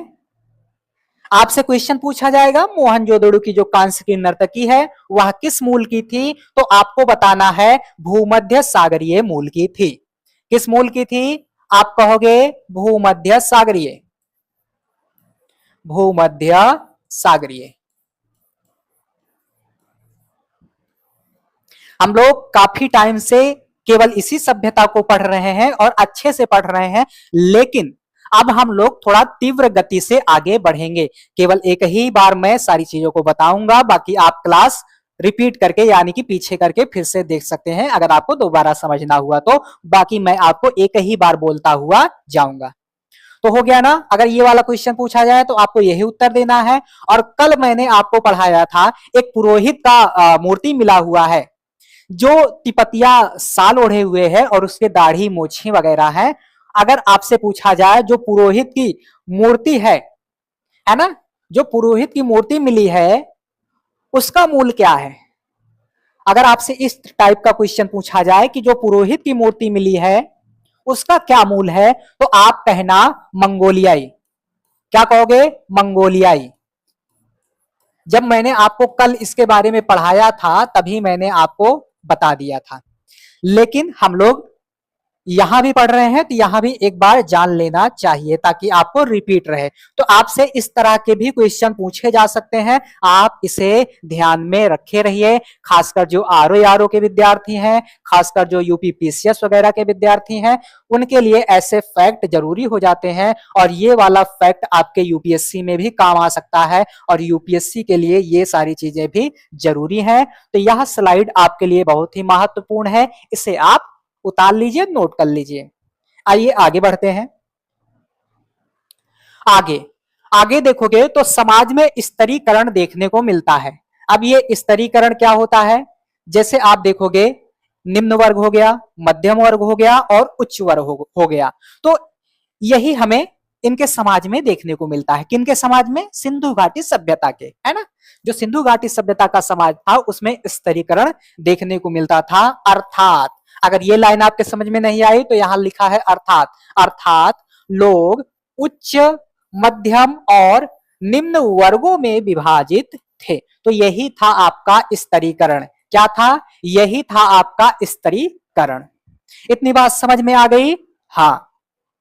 अब हम लोग जान लेते हैं कि सिंधु घाटी सभ्यता के लोग भोजन के रूप में क्या और कौन सी चीज उगाते थे या खाते थे, या किसका आयात करते थे या किसका निर्यात करते थे।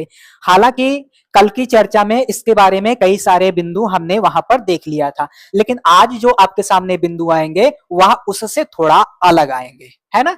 तो आइए देखते हैं। आप देखोगे तो भोजन के अंतर्गत हमें पहला पॉइंट जानना है, लोग मुख्यतः गेहूं और दलहन जो फसलें हैं उनको उगाते थे।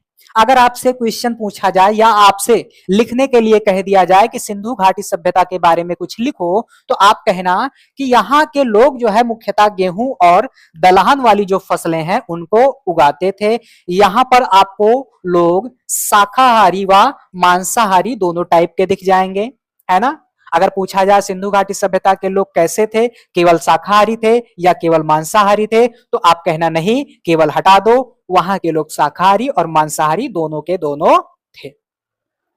एकदम बेसिक सा फैक्ट है, अगर केवल लगा के आपकी परीक्षा में दे दिया जाए तो बहुत लोग जो है इसे भी नहीं कर पाएंगे, तुरंत जो है सरेंडर कर देंगे, भाई हमारे बस का नहीं है।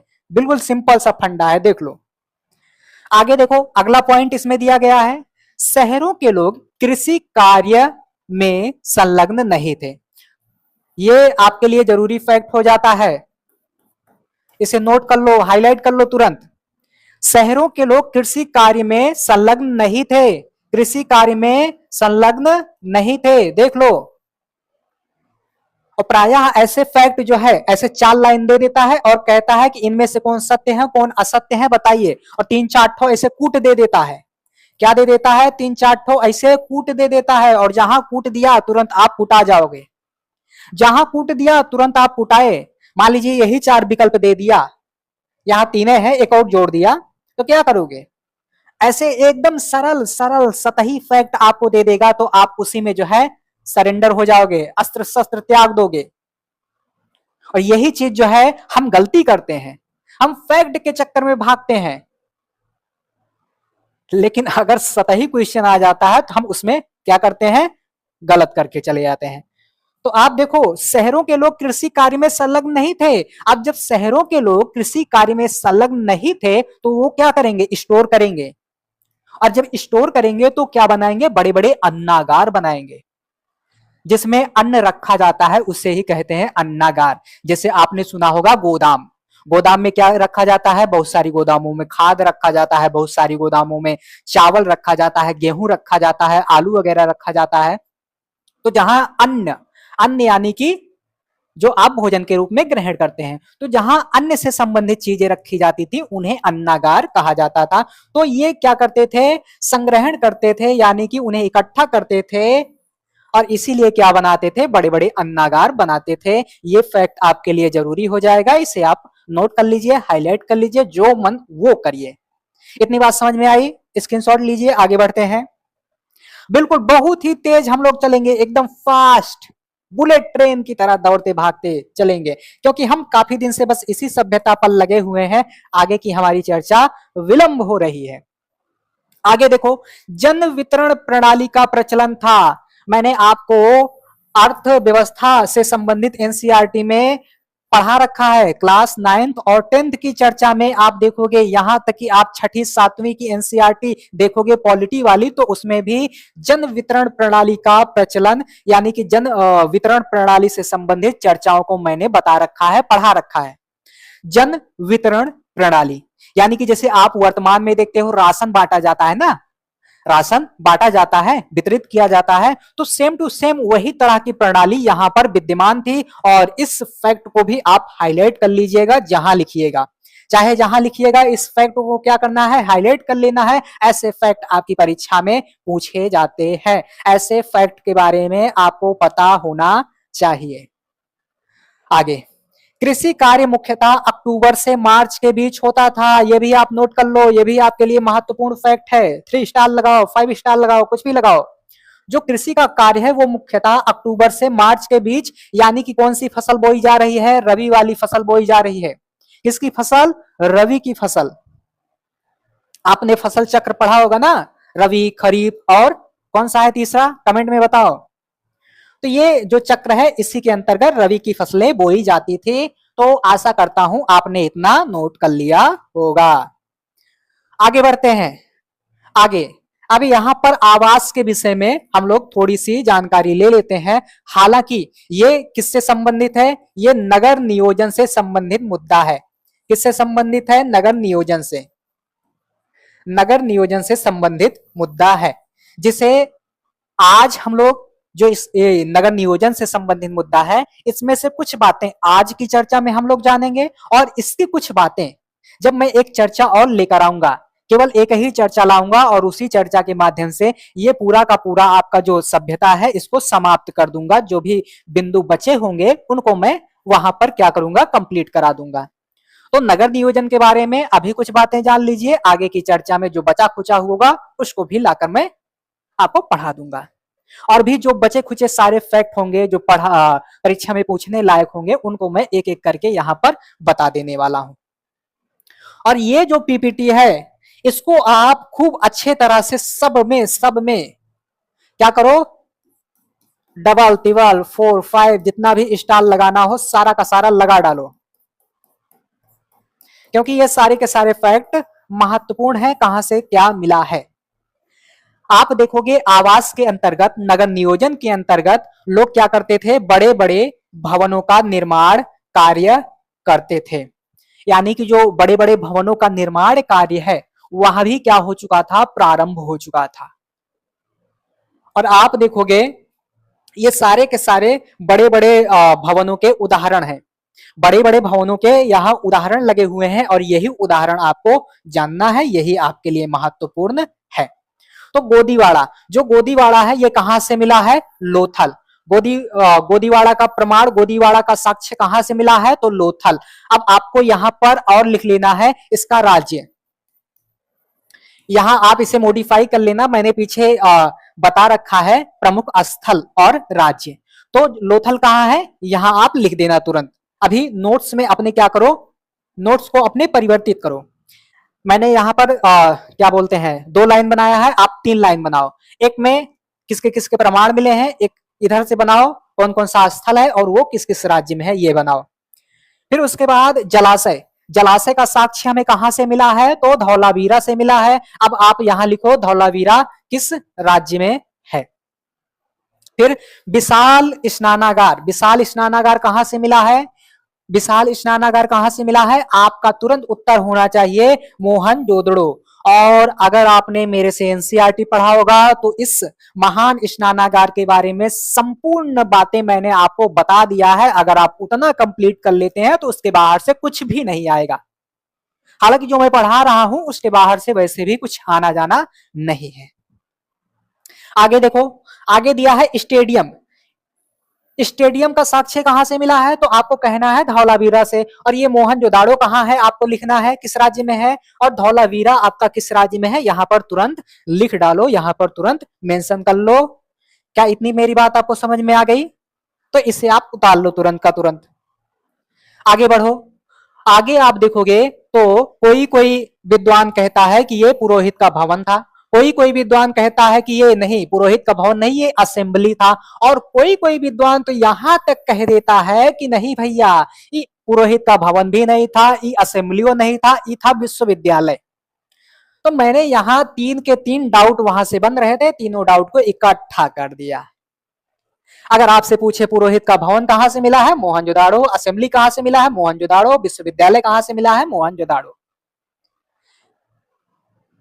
बस विद्वान का खेला है यहाँ पर। कोई विद्वान कहता है कि जौन है पुरोहित का भवन है, बड़ा कविशाल के भवन है, उसको कह दिया कि पुरोहित का भवन है। कुछ लोग कहते ना पुरोहित का भवन ना असेंबली है, कुछ लोग कहते ना भैया ना ये तो विश्वविद्यालय है। तो विद्वानों में क्या हुआ, झगड़ा होने लगा, और लड़ाई झगड़ा होने लगा। तो ऐसे में आप क्या करिए, बच जाइए। आप सीधा का सीधा जो भी आपकी परीक्षा में शब्द दिखे बस लगा के कहा चले आओ, मोहनजोदाड़ो।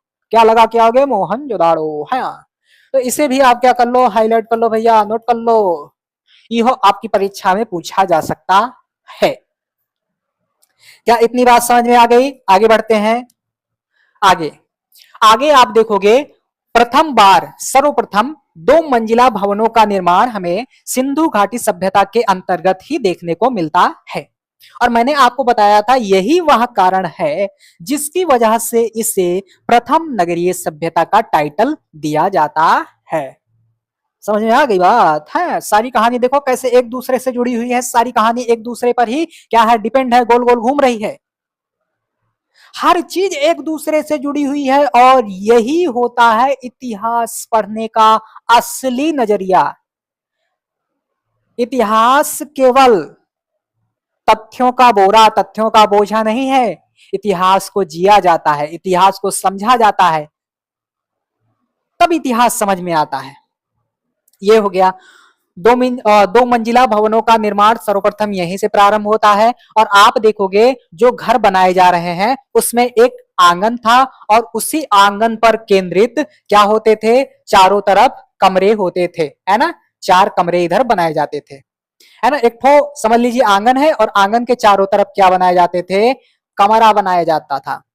तो एक आंगन और उसके चारों ओर क्या होते थे, कमरे होते थे। तो जो कमरे हैं वो किस पर आधारित होते थे, आंगन पर डिपेंड होते थे। ये हो गया। घर में आप देखोगे तो प्रायः खिड़कियों का प्रमाण नहीं मिलता। ये बात जानने योग्य है। अगर मान लीजिए कभी एक जानवर मजाक के मूड में हुआ और ऐसे विकल्प रख दिया तो क्या करोगे? तो छोटी सी चर्चा है, जान लेने में का हर्ज है। घर में प्रायः जो है खिड़कियों का प्रमाण नहीं मिला है अभी तक।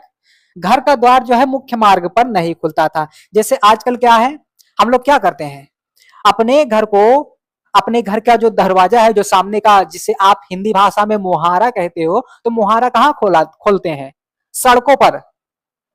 लेकिन ये लोग क्या करते थे, उसे सड़क पर नहीं खोलकर उसे क्या करते थे, गली की ओर खोलते थे। अब इसका भी एक रीजन है। कई विद्वान कहते हैं कि इसका यह कारण रहा होगा कि अगर हम सड़क की तरफ दरवाजा खोलेंगे तो मिट्टी उड़ेगी, धूल उड़ेगी, सीधा का सीधा हमारे घर में आ जाएगी। और गली की तरफ खोलेंगे तो गली में उतनी ज्यादा गंदगी वगैरह कम रहती है, उतनी ज्यादा धूल वगैरह उड़ने की गुंजाइश कम रहती है। तो कहीं ना कहीं साफ सफाई के उद्देश्य से भी ऐसा इन्होंने किया होगा। ऐसा मैं नहीं, ऐसा विद्वान लोग कहते हैं। समझ में आ गई बात? आगे बढ़ते हैं। सर्वप्रथम शतरंज का विकास इन्होंने ही किया। सर्वप्रथम देखो भैया, शतरंज के खिलाड़ी भी एक रचना है ना। शतरंज का खिलाड़ी ऐसे करके एक रचना है। और हिंदी अगर आप पढ़ रहे हैं, अगर आपकी परीक्षा में हिंदी है, तो ऐसी रचनाओं को पता होना चाहिए, ऐसी रचनाओं के बारे में जानकारी होनी चाहिए।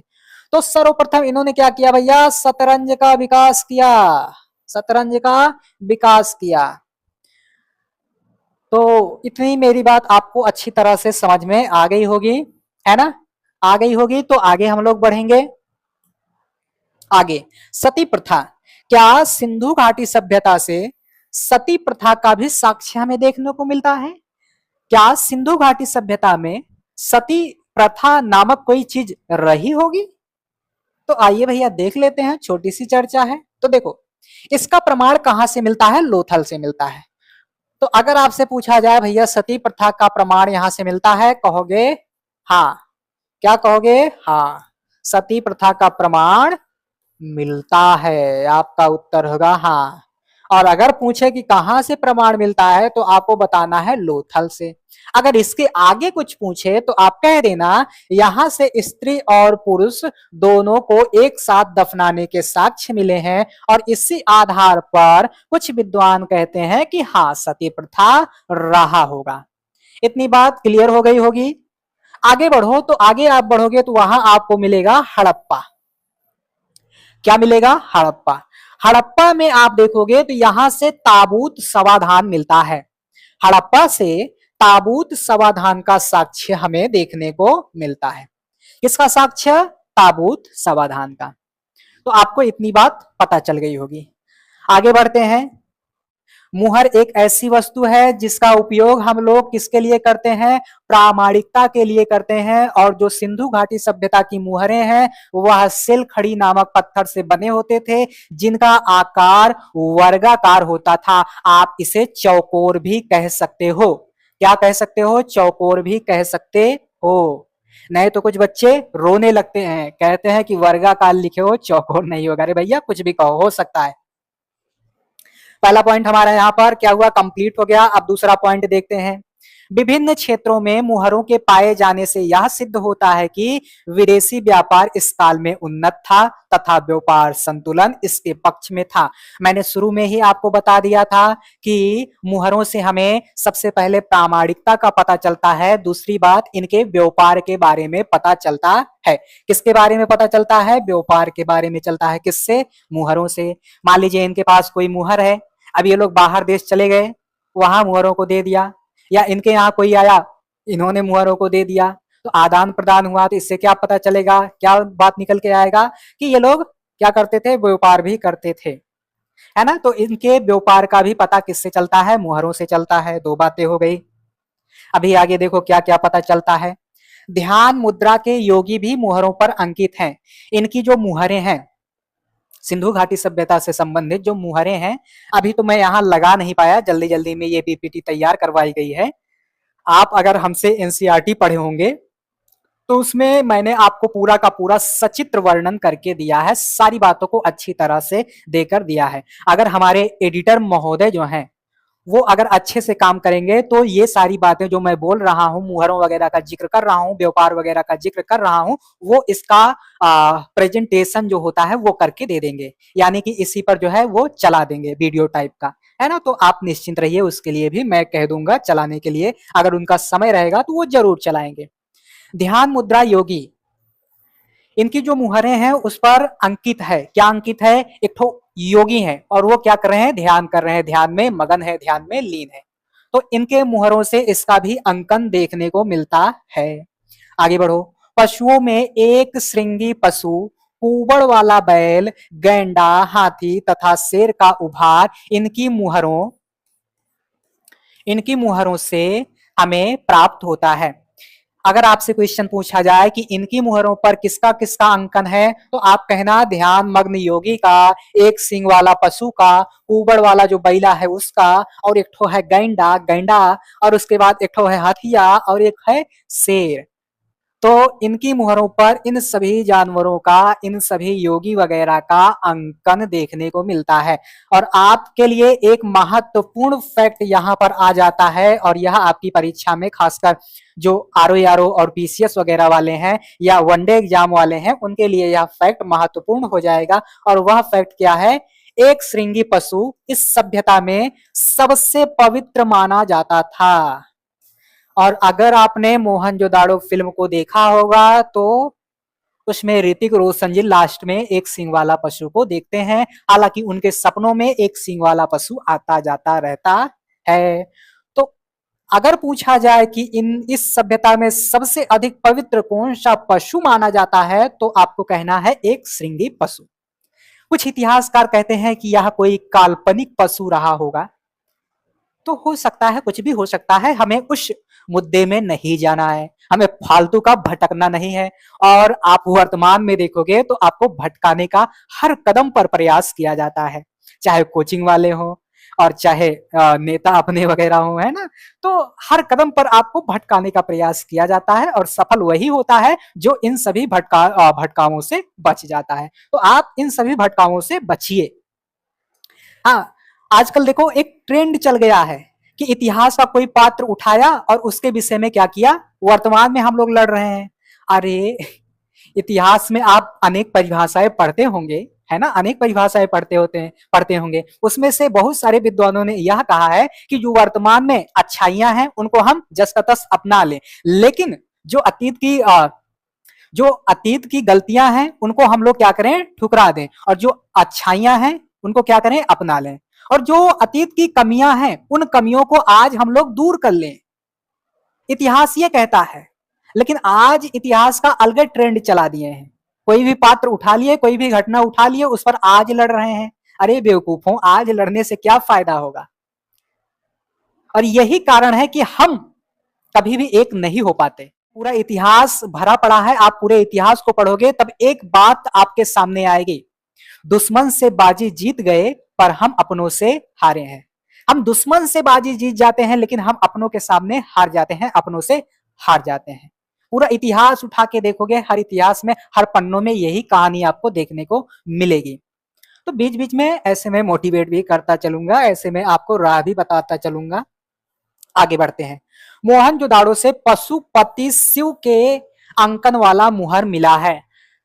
घबराना नहीं, घबराना नहीं। ये देखो, ये जो योगी ध्यान कर रहे हैं, इन्हीं को कुछ विद्वान कह दे रहे हैं कि ये पशुपति शिव हैं, ध्यान साधना में मगन है। और ये जो योगी हैं, इन्हीं के आसपास आप देखोगे ढेर सारे जानवर आके खड़े हैं।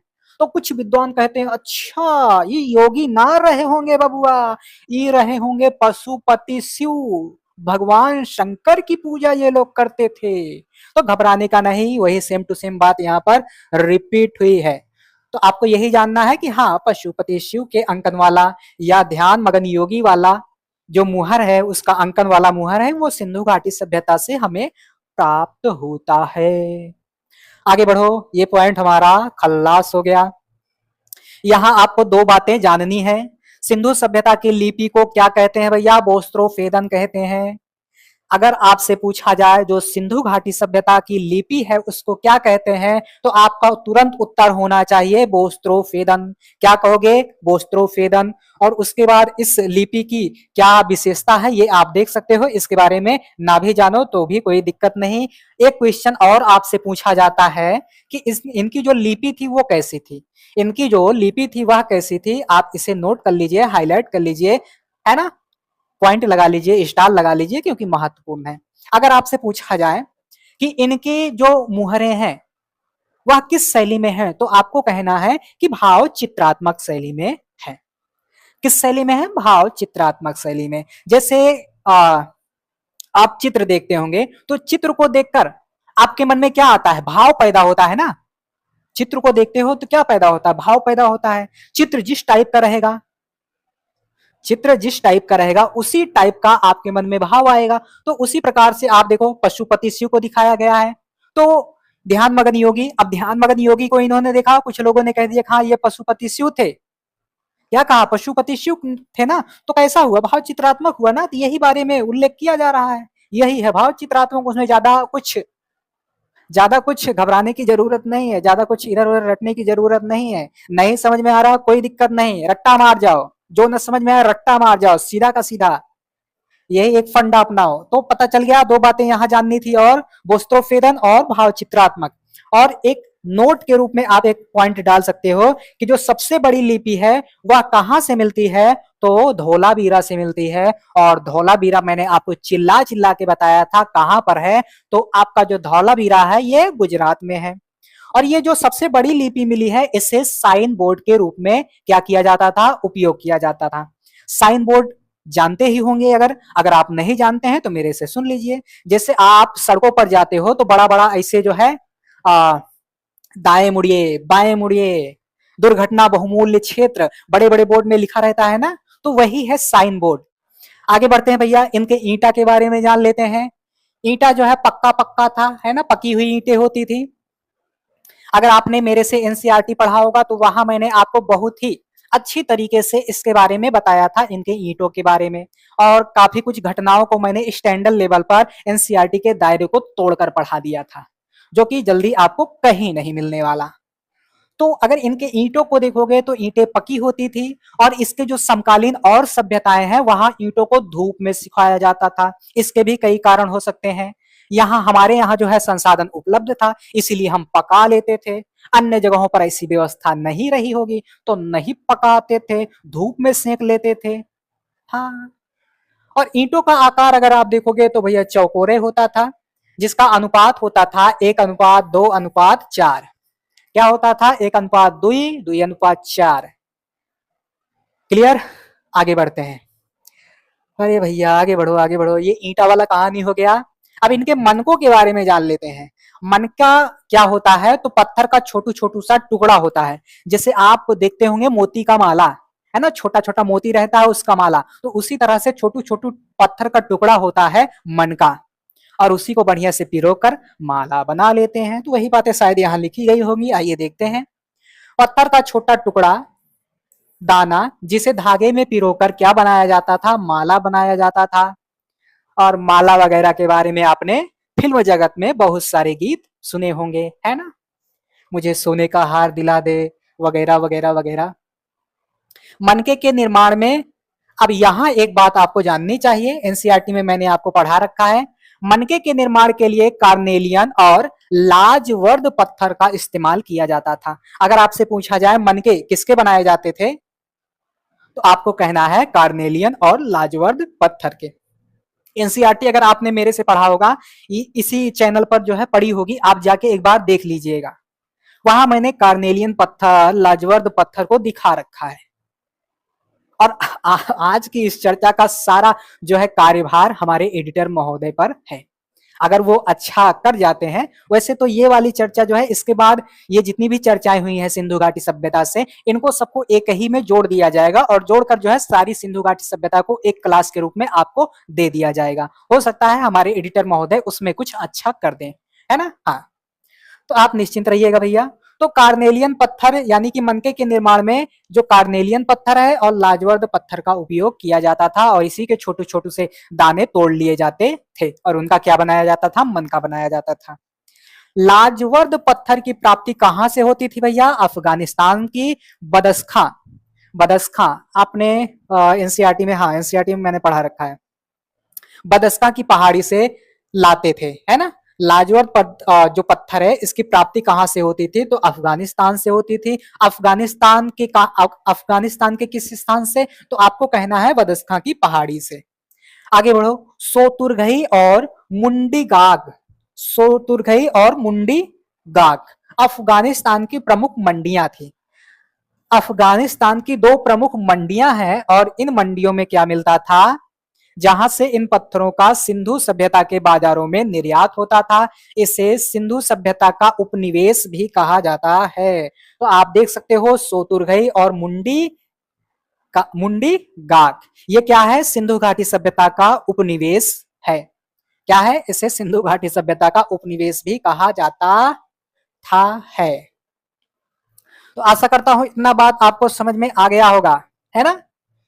इसका मतलब समझे दया, समझ गए ना। हाँ, आगे बढ़ते हैं। दया, दया दरवाजा तोड़ दे।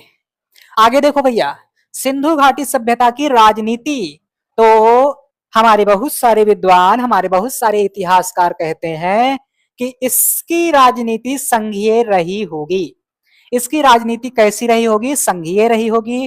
और अगर आप यह मानते हैं कि यहाँ राजाओं महाराजाओं का दबदबा था, तो ना रे भैया, इन जगहों को खोदा गया और खोदने के बाद पता चला कि हथियार वगैरह तो मिले ही नहीं है, बहुत कम मात्रा में मिले हैं, बहुत कम मात्रा में मिले हैं। और यहां से एक क्वेश्चन बड़ा जबरदस्त पूछा जाता है, आपसे कहा जाता है क्या ये लोग कपास से परिचित नहीं थे? तो कहना ये लोग परिचित थे। एक क्वेश्चन पूछा जाता है ये लोग गायों से परिचित थे। एक क्वेश्चन पूछा जाता है, मतलब एक ही विकल्प में दे दिया, एक ही क्वेश्चन में कई विकल्प दे दिया जाता है। एक क्वेश्चन पूछा जाता है ये लोग घोड़ों से परिचित थे या नहीं। एक क्वेश्चन पूछा जाता है कि ये लोग बड़े बड़े मंदिरों का निर्माण कराते थे, तो कहना ना भैया ना, ये लोग बड़े बड़े मंदिरों का निर्माण नहीं कराते थे। मंदिरों का निर्माण आप देखोगे आगे होगा, 6ठी शताब्दी ईसा पूर्व के बाद। तो अभी कैसे आप कह सकते हो? तो ऐसे कई सारे क्वेश्चन आपसे पूछे जाते हैं। जब मैं क्वेश्चन वाली श्रृंखला लेकर आऊंगा तब आपको बहुत ही शानदार तरीके से और भी कई सारी रोचक बातों के बारे में बताऊंगा, जिसे आप पढ़कर अच्छा कर सकते हैं। देखिए, नगर नियोजन के बारे में हम लोगों ने पीछे कई सारी बातें जान ली थी। जो नगर नियोजन है उससे संबंधित कई सारी बातों को हम लोगों ने जान लिया था। आज हम लोग जो उस दिन नहीं जान पाए थे उसके बारे में चर्चा करेंगे। नगरों का आकार अगर आप देखोगे तो नगरों का आकार कैसा होता था भैया? चौकोर होता था, है ना? कैसा होता था? चौकोर होता था। आगे देखो, नगरों का विकास ग्रिड पैटर्न पर, ग्रिड पद्धति के द्वारा किया जाता था। इसके अंतर्गत क्या होता था भैया? जो सड़कें हैं वह उत्तर से दक्षिण एवं पूरब से पश्चिम एक दूसरे को कैसे काटती थी? समकोण पर काटती थी। ये फैक्ट आपके लिए क्या हो जाएगा? जरूरी हो जाएगा। इसे हाईलाइट कर लीजिए, तुरंत हाईलाइट कर लीजिए, या यहाँ पर 2 3 4 5 जो भी स्टार लगाना हो स्टार लगा लीजिए। ये फैक्ट आपके लिए जरूरी हो जाता है, प्रायः परीक्षाओं में पूछ लिया जाता है। आगे देखोगे, जो नगर है ये 2 भागों में बटे होते थे। एक निचला नगर हो जाएगा और एक ऊपरी नगर हो जाएगा। तो इन दोनों नगरों की विशेषता क्या है? जो पश्चिमी नगर है वो ऊंचाई पर बसा होता था और उसे कैसा किया जाता था? दुर्गीकरण किया जाता था उसका, और संभवतः ये क्या रहा होगा? प्रशासनिक केंद्र रहा होगा। लेकिन जो पूर्वी भाग है वो कम ऊंचाई पर था, है ना? और यहाँ जो है क्या, कौन लोग रहते थे? आम जनमानस रहते थे। और जो दुर्गीकृत क्षेत्र होते थे उनमें क्या बनाया जाता था? अन्नागार बनाया जाता था। यहाँ उतनी ज्यादा महत्वपूर्ण बातें नहीं है, ये सारी चीज आप एनसीईआरटी से भी कंप्लीट कर सकते हो, है ना? तो यहाँ एक ही फैक्ट अभी हमें ज्यादा महत्वपूर्ण दिख रहा है। आगे देखो क्या बात बताई जा रही है, नोट करके बताया जा रहा है। सिंधु सभ्यता में कुछ नगर भिन्न श्रेणी के भी थे, जैसे लोथल। यहाँ पूरा नगर एक ही दुर्ग में था।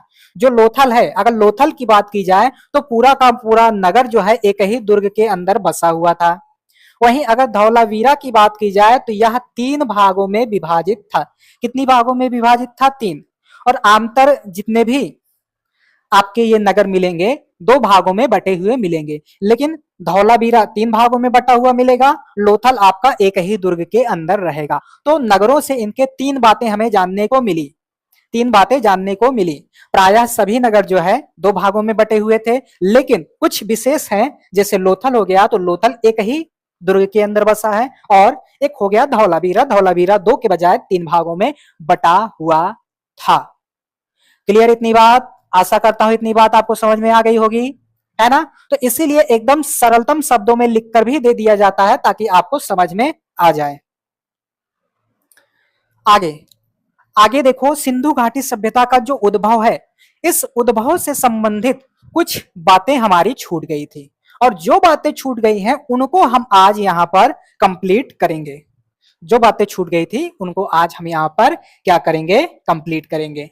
तो उद्भव के साथ हमारी कुछ कहानी छूट गई थी। उद्भव के अंतर्गत एक विद्वान होते हैं जिनका नाम होता है गार्डन चाइल्ड। अब ये गार्डन चाइल्ड नामक इतिहासकार कहते हैं कि सिंधु सभ्यता का जो उद्भव है वो मेसोपोटामिया से हुआ था। अब देखो भैया, कौन सी बात कर रहे हैं? ये फालतू की बात कर रहे हैं, है ना? फालतू वाला बात कर रहे हैं। कह रहे हैं का नाम है इनका? Garden child. क्या कहोगे? गार्डन, दिल गार्डन गार्डन हो गया तो है ना? लेकिन आपने इस फैक्ट को सुना होगा तो आपका दिल गार्डन गार्डन नहीं हुआ होगा। तो एक गार्डन होते हैं कौन से? चाइल्ड, बच्चा है। चाइल्ड मतलब बच्चा, और गार्डन, जो बच्चा है गार्डन नाम का, वो कह रहा है कि इसका विकास कैसे हुआ होगा, इसका उद्भव कैसे किस रास्ते हुआ होगा, मेसोपोटामिया से हुआ होगा। फिर कहते हैं, बहुत सारे विद्वान खड़े होते हैं, कहते हैं चुप बच्चे, छोटू है अभी तू, नन्हा है अभी तू, मुन्ना है तू अभी, अब मैं तुझे बताता हूं इसका इसका उद्भव कैसे हुआ होगा। तो देखो, हालांकि विदेशी संपर्क से उद्भव का विचार अब अस्वीकार्य मतलब स्वीकार्य नहीं है, इस मत को जो है अब स्वीकारा नहीं गया, अब स्वीकारा नहीं जाता। क्लियर? विद्वानों ने कहा अभी तू बच्चा है गार्डन, अभी तू बच्चा है, हम तुम्हारे इस फैक्ट को नहीं मानते, तुम्हारे इस तर्क को नहीं मानते, और कह दिया कि ये जो तर्क है ये भैया स्वीकारा ना जाए, स्वीकारा नहीं जाएगा। हाँ, अब इसके बाद दुई दुई चार छठ और बातें जान लेते हैं हम लोग। इसका उद्भव कई क्षेत्रीय संस्कृतियों के आपसी संपर्क के माध्यम से हुआ। हाँ, ये बात हम कह सकते हैं। कैसे हुआ? कई क्षेत्रीय संस्कृतियों के संपर्क से। सिंधु सभ्यता का जो विकास है वो कई सौ साल के क्रमिक और चरणबद्ध विकास का परिणाम है। यानी कि ये कोई नई सभ्यता नहीं है। हाँ, ये कोई नई सभ्यता नहीं है, इसे छोटी छोटी संस्कृतियों ने मिलकर इसको जन्म दिया, और ये कोई एक दो दिन की घटना नहीं है, कई वर्षों की क्रमबद्ध घटना है, और तब जाके हम इसे सिंधु घाटी सभ्यता के रूप में जानते हैं, देखते हैं। एक इतिहासकार और होते हैं जिनका नाम होता है अमलानंद घोष। क्या नाम होता है? अमलानंद घोष। और इनके अनुसार यह मत दिया जाता है कि इसका उद्भव सोथी संस्कृति से हुआ है। किससे हुआ है? सोथी संस्कृति से हुआ है। आप सोथी संस्कृति के बारे में एक बात यहां पर जान लो, आगे मैं इसके बारे में और थोड़ा बताऊंगा। सोथी संस्कृति का विकास जो है वर्तमान राजस्थान में हुआ था। जो ये सोथी संस्कृति है इसका विकास कहां हुआ था? राजस्थान में हुआ था। तो हमारे अमलानंद घोष जी इतिहासकार कहते हैं कि इसका विकास कैसे हुआ होगा? सोथी संस्कृति के रास्ते हुआ होगा। तो ये कई सारे विद्वानों के माध्यम से कई सारी बातों को, इसके उद्भव के बारे में आपने जान लिया। अब छोटी सी और चर्चा है, 2-3-4 मिनट की, या उससे भी ज्यादा लग सकता है, इसके पतन के बारे में। और आप अब खुश हो जाइए, आप अब खुश हो जाइए, क्योंकि काफी दिन से हम जिस सभ्यता का पठन पाठन कर रहे हैं वह आज पूर्णतः समाप्त हो जाएगी।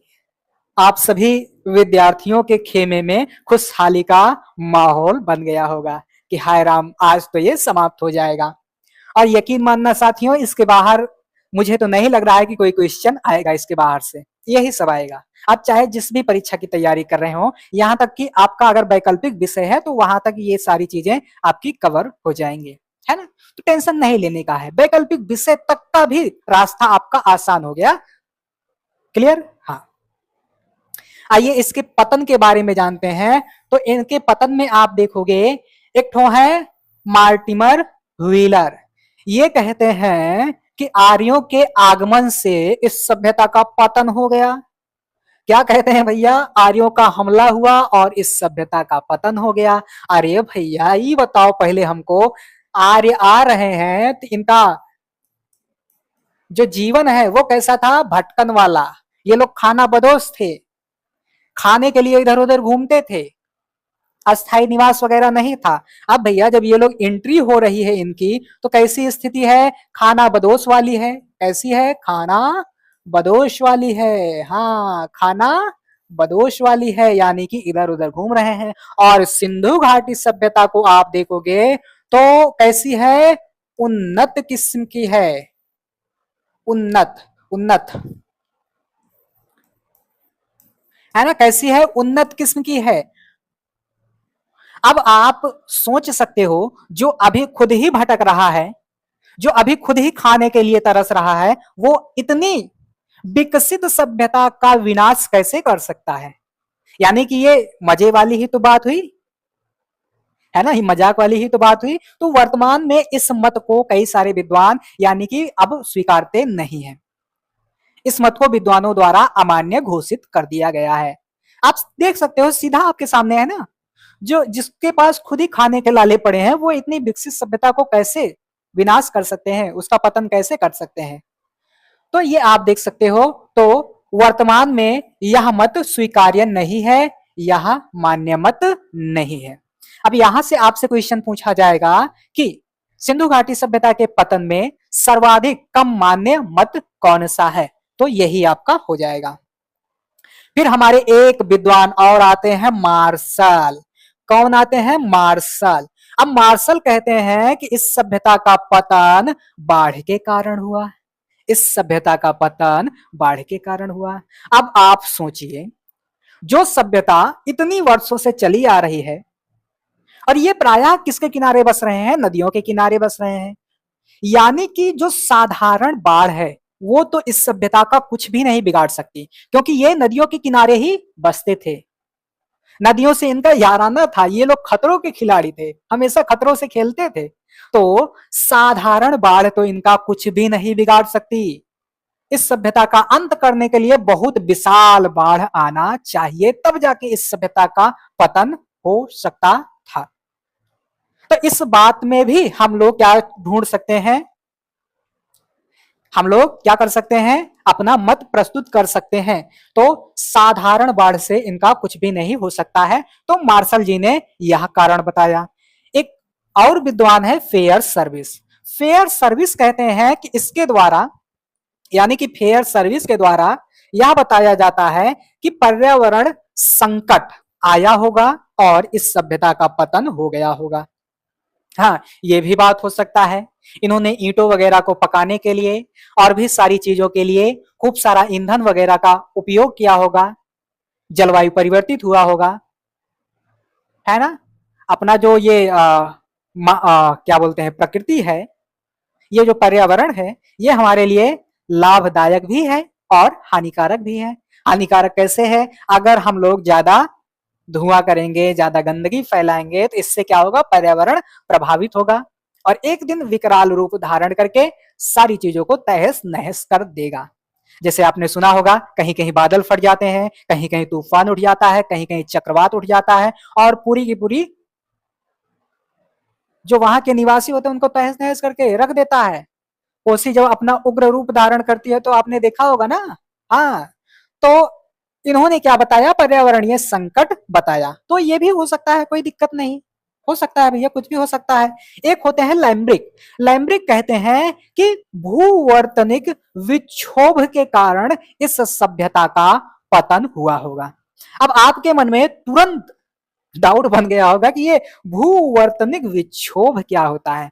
तो ये यहाँ का मुद्दा बिल्कुल भी नहीं है, यहाँ इसे जानने का बिल्कुल भी प्रयास मत करो। अभी मैंने जो चीजें बताई, इसमें कुछ लोग क्या करते हैं? पॉलिटी जोड़ देते हैं, भूगोल जोड़ देते हैं, अर्थव्यवस्था जोड़ देते हैं और भी तमाम चीज को अलग से जोड़ देते हैं। साहित्यिक स्रोत वगैरह को अलग से पढ़ना चाहिए। जब आप एक बार इसके रास्ते गुजर गए होंगे तब आप पढ़ेंगे तो आपको ज्यादा समझ में आएगा। लेकिन कुछ हमारे शिक्षक हैं, कहना तो नहीं चाहिए लेकिन कह दे रहा हूं, कुछ हमारे ऐसे शिक्षक हैं जो इसी में सारा कुछ मिला देते हैं। अब जब सारा कुछ मिला देते हैं तो बहुत ज्यादा फैक्ट हो जाता है और पढ़ने में दिक्कत होती है, और अलग अलग से पढ़ोगे तो ज्यादा मजा आएगा। आप एक बार सारी चीजों को पढ़ के जाओ प्राचीन भारतीय इतिहास से, फिर उसके बाद आर्ट एंड कल्चर पढ़ो, देखो कितनी शानदार तरीके से आपको सारी की सारी कहानी समझ में आ जाएगी। तो इतिहास पढ़ने का, पढ़ाने का तरीका भी अलग अलग होता है ना। हाँ, तो इसी के रास्ते ये पतन हो जाता है। तो पतन में हमने कई सारे विद्वानों को देख लिया और इसके उद्भव में भी हमने कई सारे विद्वानों को देख लिया और हमने कुछ मतों के बारे में थोड़ा विस्तृत चर्चा कर लिया। बस इतना ही आपको जानना था। पतन के अंतर्गत कुछ बातें और जान लेना चाहिए कि आखिर इतनी उन्नत किस्म की जो सभ्यता है, इसका पतन कैसे हुआ होगा। इतना तो आसान नहीं है भैया कि इसका पतन हो जाए, कोई ना कोई कारण तो रहा होगा, है ना। कोई ना कोई कारण रहा होगा, क्योंकि बिना कारण इस संसार में कुछ भी नहीं होता। हाँ, आइए देखते हैं भैया। नगरों की संख्या कम हो गई।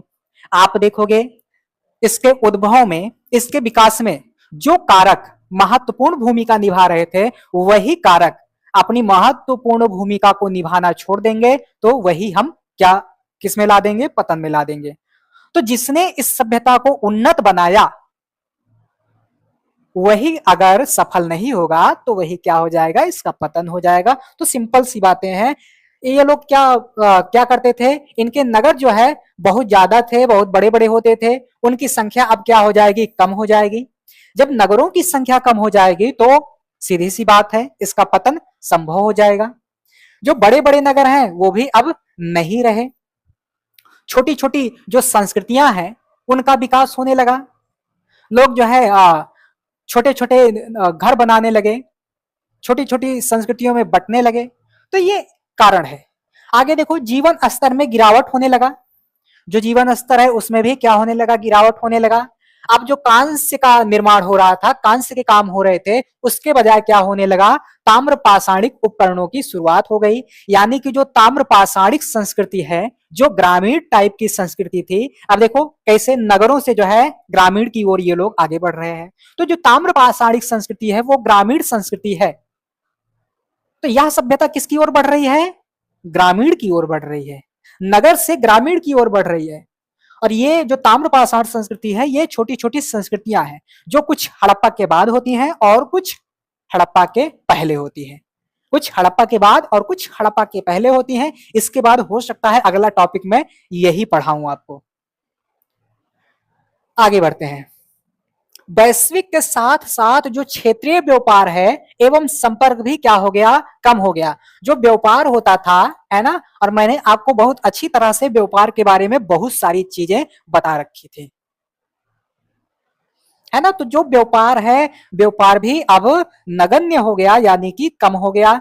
नगरीय संस्कृतियां, यही तो मैंने आपको बताया बार बार चिल्ला के। नगरीय संस्कृति के पतन के साथ ही स्थानीय संस्कृतियों का विकास आरंभ हो गया। जलाशय का निर्माण इन्होंने बंद कर दिया, बड़े बड़े अन्नागारों को बनाना बंद कर दिया, सड़कों को जो है इन्होंने बेहतर करना बंद कर दिया, यानी कि काफी चीजों को इन्होंने बंद कर दिया होगा और फिर इस सभ्यता का पतन हो गया होगा। तो हम लोगों ने इन सारे विषय बिंदुओं को एक एक करके कंप्लीट कर लिया, है ना।